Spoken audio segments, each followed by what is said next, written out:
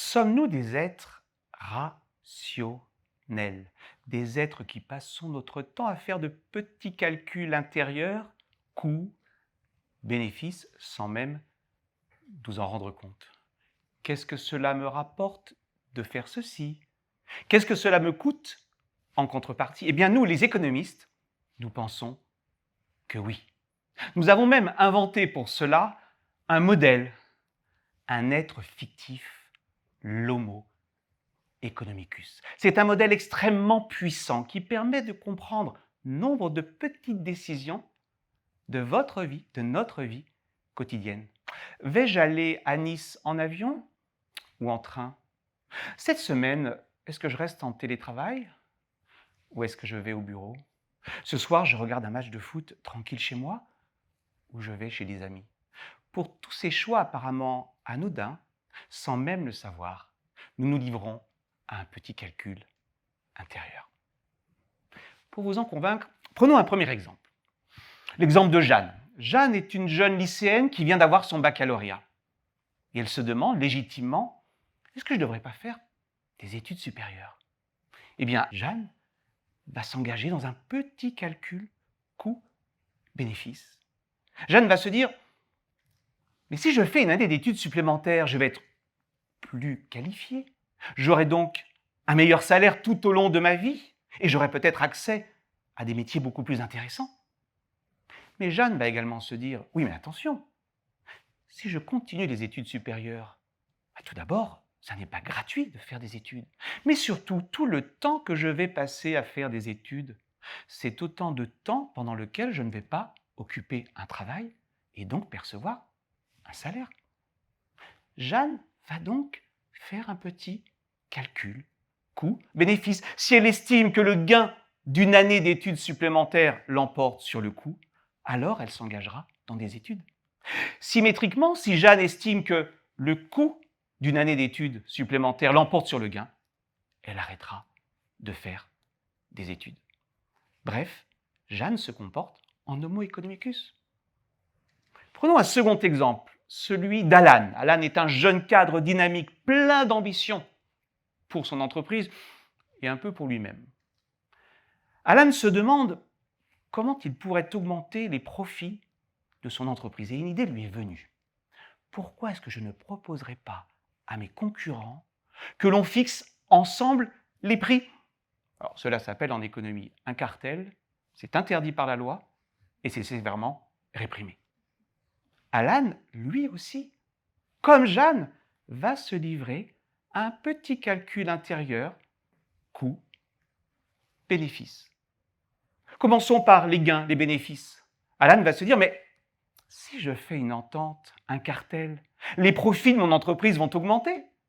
Mais si les profits de mon entreprise augmentent, je vais percevoir une prime, un bonus, j'aurai peut-être même un avancement de carrière. Mais Alan va se dire également aussitôt, ah oui, mais attention, il y a un coût. Le coût, c'est d'abord de se faire attraper et de se prendre une sanction sévère. Alan, d'ailleurs, s'il vit aux États-Unis, court même un risque personnel, celui de faire un séjour en prison. Alan, tout comme Jeanne, va mettre en balance les gains et les coûts avant de commettre éventuellement une infraction. En réalité, Alan est confronté à une équation aussi simple que redoutable. Une équation qui a valu à son auteur, Gary Becker, le prix Nobel d'économie. Si le gain de l'infraction, c'est-à-dire le profit illicite, l'emporte sur le coût, qu'est-ce que le coût? C'est la probabilité de se faire attraper, multipliée par le gain espéré, alors il enfreindra la loi. Bref, nous voyons au travers des exemples de Jeanne, d'Alan, que vous, moi, nous sommes tous peu ou prou des homo economicus. Oui, nous faisons de petits calculs intérieurs, même si nous n'en avons pas toujours conscience. Oui. Oui, mais il y a un mais. Il y a un mais dans tout ce que je viens de vous dire. Je dirais même qu'il y a un gros mais. C'est lorsque nous faisons ces petits calculs, nous le faisons toujours dans un contexte donné qui va influencer notre perception des gains et des coûts. D'autre part, nous ne sommes pas purs esprits. Nous sommes des êtres d'émotions, de sensations. Nous pouvons être victimes de biais cognitifs. Ces biais vont influencer, modifier, parfois fausser notre perception des gains et des coûts. Bref, sociologie et psychologie vont s'inviter à la table de l'Homo economicus. Commençons par le contexte. Nous ne vivons pas, vous ne vivez pas, je ne vis pas hors du monde. Nous sommes dans une société avec des valeurs, des normes, une éducation, des interdits, une morale. Nous avons des camarades, des collègues de travail, une famille, des amis. Bref, lorsque nous prenons une décision, nous sommes toujours insérés dans un contexte particulier. Tenez, reprenons l'exemple de Jeanne. Vous vous souvenez, Jeanne? Cette jeune lycéenne qui se demande si elle doit s'engager dans des études supérieures. Jeanne est issue d'un milieu défavorisé.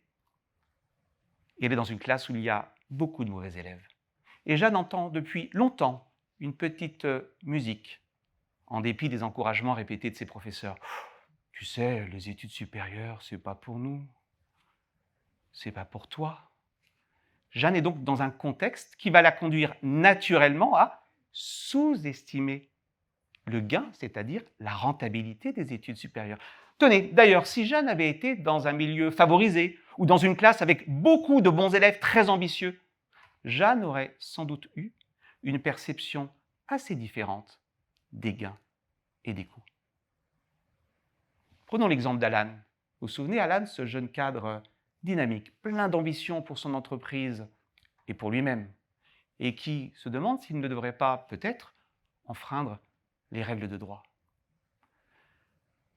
Alan, lui aussi, est dans un contexte, il ne vit pas hors du monde, il est dans une entreprise qui a sans doute une charte des valeurs, un code de bonne conduite, il a des collègues, des supérieurs hiérarchiques, un management, des actionnaires, bref, il travaille dans une entreprise particulière. Imaginez que dans son entreprise, les règles du jeu soient claires dès le départ. Dans notre entreprise, aucune infraction aux règles de droit, quelle qu'elle soit, ne sera tolérée. Autant vous dire que Alan aura une claire perception des coûts. Si par contre, Alan est dans une entreprise où on pratique le laisser-faire, une certaine bienveillance négligente, où ses collègues lui disent « Tu sais, certes, enfreindre la loi, c'est illégal, mais c'est un mal nécessaire finalement pour poursuivre un but qui est tout à fait licite, faire du profit. » Alan aura peut-être une perception moins critique des coûts.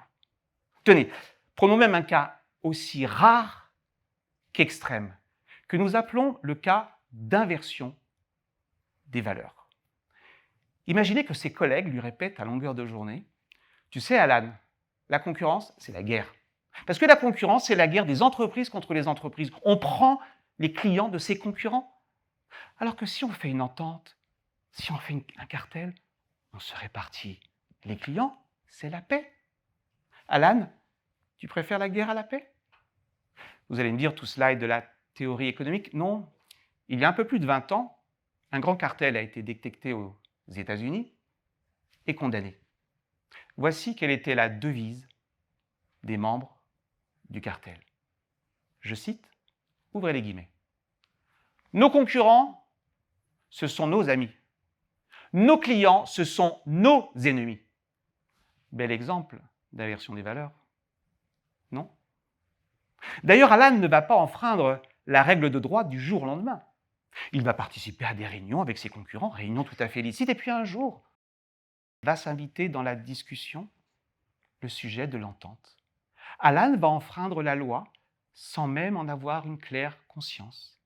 Il va enfreindre progressivement la règle, ce qui va le conduire à minorer le coût de l'infraction. Bref, que voyons-nous au travers des exemples de Jeanne, d'Alan pourtant si différents, que lorsque nous devons faire ces petits calculs intérieurs, nous sommes souvent dépendants du contexte dans lequel nous les faisons. Mais nous sommes également parfois victimes, ou en tout cas dépendants, d'autres biais, de biais psychologiques.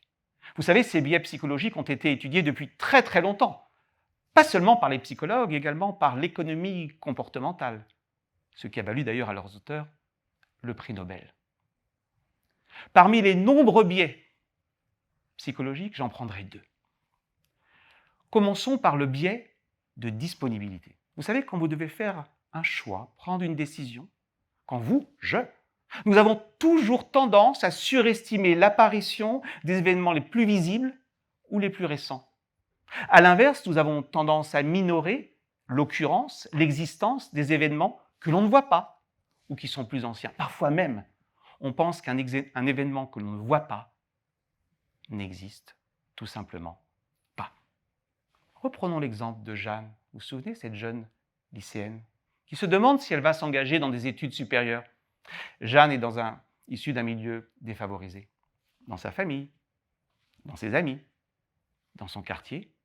Elle ne voit pas de personnes qui ont fait des études supérieures. Et donc Jeanne, fort légitimement, se dit « mais à quoi bon faire des études supérieures? Je ne vois pas autour de moi des personnes qui se soient engagées dans une telle démarche. » Elle va donc avoir tendance à sous-estimer le rendement de l'éducation, tout simplement parce qu'elle est victime d'un biais de disponibilité. Je n'en vois pas autour de moi, donc en réalité, ça n'existe pas vraiment.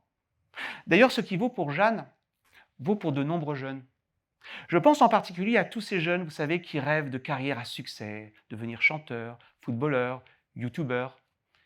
Ils voient à la télévision ces stars du foot, de la chanson, qui gagnent des millions, qu'ils sont célèbres, et ils se disent « mais moi aussi, je veux être comme eux et je serai célèbre. » Oui, mais ils oublient, parce qu'ils n'en ont pas connaissance, parce qu'ils n'en ont pas conscience, qu'il y a des millions de footballeurs, de youtubeurs, d'acteurs, de chanteurs qui vivent des fins de mois difficiles. À l'inverse de Jeanne, ils vont être victimes d'un biais de disponibilité qui va les conduire à surestimer la rentabilité de ces métiers. Second biais, le biais de surconfiance. Vous savez, quand nous devons faire un choix coût-bénéfice, nous avons toujours tendance à considérer que nous allons maîtriser les issues les plus favorables. Dit en d'autres termes, nous pensons tous que nous sommes plus intelligents que les autres, c'est-à-dire que la moyenne. Revenons sur Alan. Vous vous souvenez, Alan, ce jeune cadre dynamique, plein d'ambition pour son entreprise et pour lui-même. Alan est aussi très éduqué. Et Alan se dit, mais comme je suis éduqué, je maîtrise un savoir, je maîtrise une connaissance, je ne me ferai pas prendre.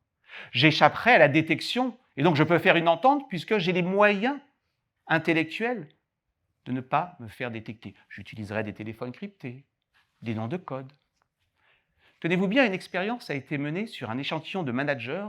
On leur a fait jouer à un jeu de cartel et on s'est aperçu que ceux qui enfreignaient la loi étaient ceux qui maîtrisaient les règles du jeu.